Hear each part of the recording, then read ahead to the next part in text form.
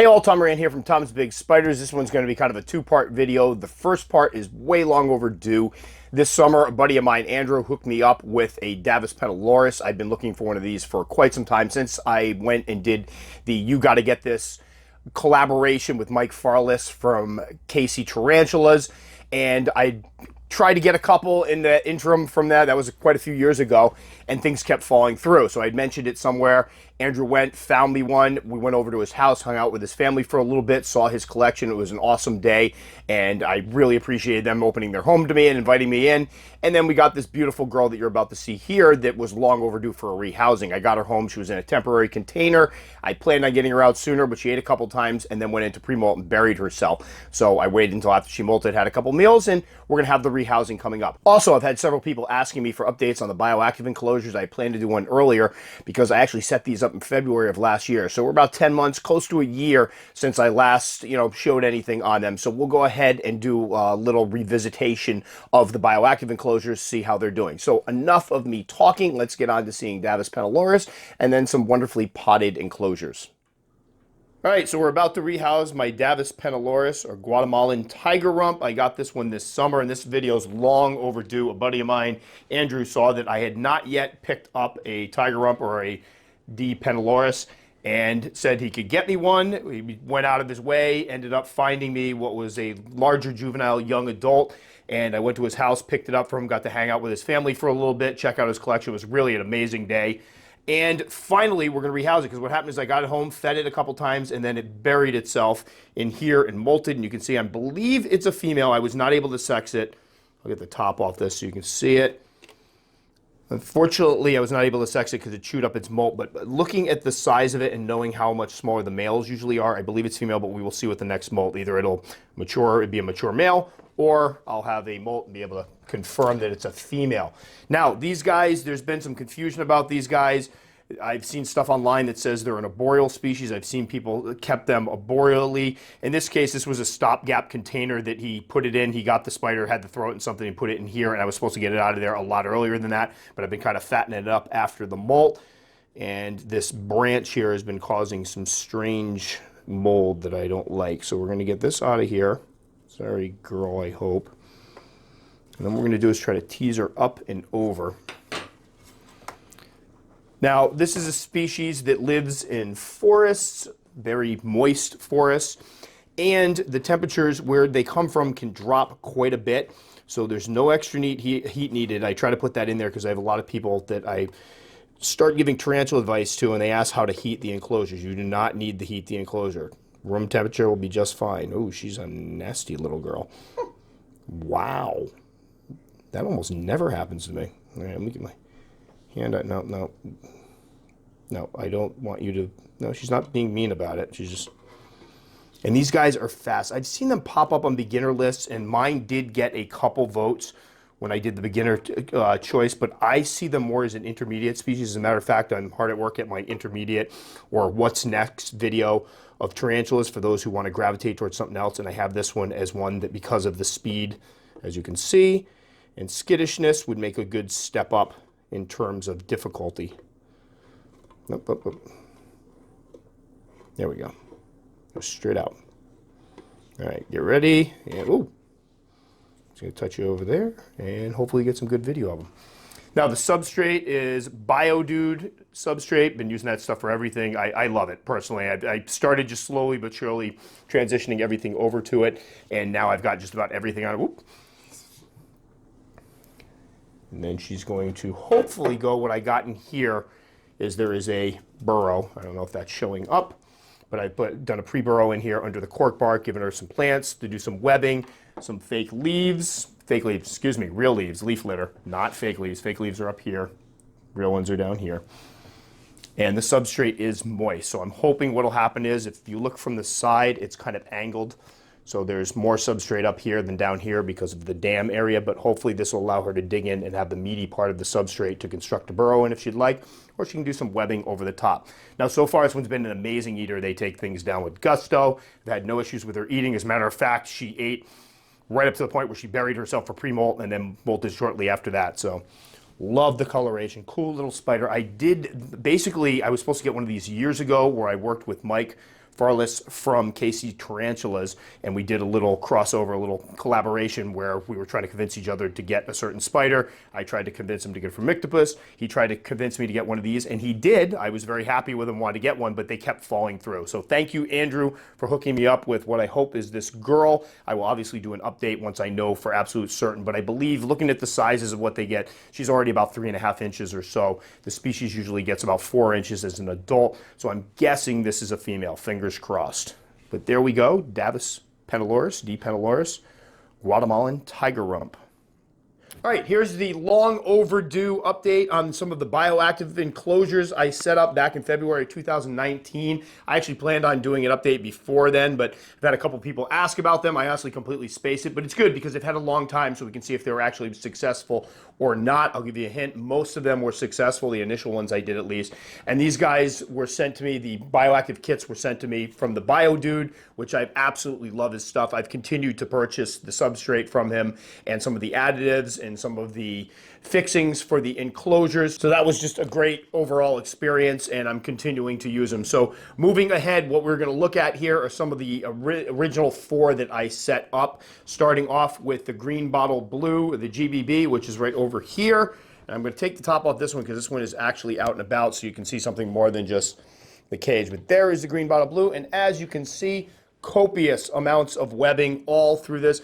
This is one that I set up. It was one of the arid enclosures. So what we have in here is bird's nest fern, which is the one right in back here. And then over here we have the snake plant. Both are doing quite well despite the fact being covered in webbing. Now if you look over here, you'll see that the snake plant right over here actually sprouted another little snake plant. Unfortunately, as much as this is cool and I like the way it's set up and the plants are still doing well, it doesn't make a lot of sense to have the live plants in here and have them completely covered in webbing. So I like it in one hand. I love the fact that there's live plants in here, but on the other hand, it didn't end up making a lot of sense to have them just in here buried in web. Should have saw that one, but I did want to try it out with the bioactive setup. If you go over here, there is the bird's nest fern doing well. Now, what I do when I water these is I carefully just direct the water down here so it goes in this area, a little bit over here. These guys are nigh unkillable, and this one seems to be pretty, almost unkillable as it is as well. So they don't require a lot of water, so it stays dry most of the time. So there is that one, which I would consider a success. Again, it's just a matter of it. I love the setup. I love the enclosure. I love the fact that there's plants in it. It's just, I feel badly that the plants are completely covered up in webbing. Now, moving over to this one here. This one was an utter failure. So this was, if people go back and watch the video, the O. philippinus enclosure. And anybody that watched that video will probably remember that we started off with back here, there was a spider plant, a rather large spider plant. And then we had some type of Dracaena plant up front. I believe it was Dracaena. I'll have to go back and rewatch it, but I'm almost positive my notes say Dracaena. If you notice, this is no longer a Dracaena plant. This is a pothos. That's because after doing really well, growing a little bit, I don't know if I overwatered it or what, but all the leaves dropped off and it died. It was pretty much like within a week, it was completely dead and I felt terrible. So I pulled that out, put the pothos in. The spider plant was doing pretty well for a while, but then the spider was kind of going over here, making an area over here. It started to die off a little bit, and then when she laid a sac, she basically tore up the entire plant and then made her webbing to create her egg sac over here. So that one, by the time she was done with the webbing and the egg sac was completely gone. So I have not put anything else in here.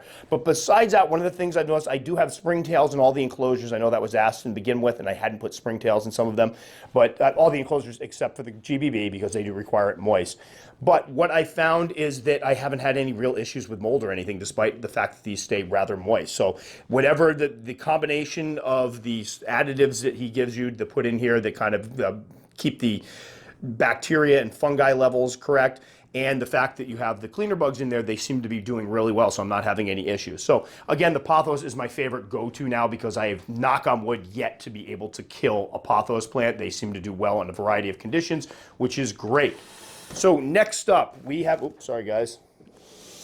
We have the H. Maculata. I did a video on this one, and again, this one seems to be doing rather well. Now for the H. Maculata, what we have in there is, I believe, Marble Queen Pothos. This one's been doing great, and as you can see, nice and full and lush. And then over here, which isn't doing quite as well right now, but it's still in there, is the variegated creeping fig.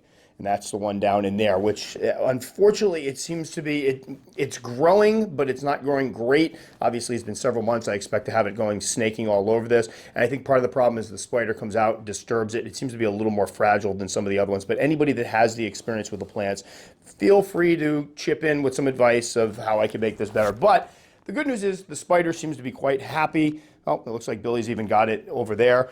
It has webbed up. We had the cork bark round in here. It webbed up the top of the cork bark round. It tends to stay around and back here. And again, I don't overwater this one. I will water the bases of the plants and let the rest stay dry. And it seems to do really well overall. So this one I would say is a success as well so far, going on a year. Both plants are still alive. Spider's doing great. I even catch her out in the morning, sometimes very picturesquely sitting on the face of that. Actually, that was one of the videos I just posted with the updates, had her sitting up there. And then the last one, whoops, oh, sorry, sorry, spider, is Salmopius reduncus. This one I am going to trim when we're done, but as you can see, that one did very, very well. What we have here is the Wandering Jew over here, and then Syngonium, I believe, arrowhead plant, which, thank you, somebody, I believe his name was Meech, let me know what kind of plant that was because I bought it, I misplaced the label and couldn't figure out what type of plant it was, but that one has done very, very well, although I do got to trim out that yellow branch in there. And what I will do is carefully go in, I have aquarium scissors, and I will go and snip these things off, use long tongs to pull the leaves out, although sometimes the leaves fall down the bottom and they just kind of get churned up in there, and once again, probably devoured by springtails or whatnot, but this one's doing very, very well. And usually what will happen is when come feeding time, this little girl will come right up to the top here and sit right in the top of that tube, and I can feed her. But these guys have been doing really well. As you can see, this thing is completely filled up. And I will say with the Wandering Jew, the funny thing is I've bought other Wandering Jews that haven't done anywhere nearly as well. This was the original one I got from the Biodude, and this one is flourished. Some of the other ones are kind of, they're doing okay. I have another one that actually looks like it's going to die, which would be the first Wandering Jew I've killed, which means I'm probably absolutely terrible with these plants. But overall, as far as the bioactive experiment is concerned, I love it. I'm going to continue doing the bioactive enclosures. I have been setting up some enclosures with a more naturalistic look, but just not including plants. I have other ones that I've been putting the pothos in because, again, I can't seem to kill that, and that's kind of important to me now because I do feel badly when I put a plant in there and it doesn't do well. One of the plants I will not be using for quite a while is any type of peperomia. I've had terrible luck. I had some beautiful peperomia, spoon peperomia or something of that nature, and a couple of them that were doing great. I planted them, they did well for like a month, and then before you know it, they're dead. And I feel terribly because I keep killing the things off. So if anybody has advice for peperomia, I love the looks of them. I would love to use them again, but I've had terrible luck with them to this point, so I won't be using them. The other one I have that I will do a future update on is I use Photonia in with a P. Sazame, and that one actually is flourishing and doing quite well with the pothos in it. So overall, absolutely love the stuff the Biodude sent me, and again, I'm still purchasing from him. I believe put in an order for more Substrate the other day. I've been using the Substrate and everything. He's got great deals on cork bark and stuff. Plants, I ordered the plants a little more close by because with the winter it's hard to get them shipped, but great stuff overall. I will continue to use them, and I will be continuing to do some of these bioactive enclosures. All right, so again, a huge thank you to Andrew and his family for having me over, inviting me in. That was a lot of fun. It's not often I get to go see other people's collections, so it was cool finding a keeper that was in driving distance, and it was just a really cool day, and I got a beautiful spider out of it. So thanks again, Andrew.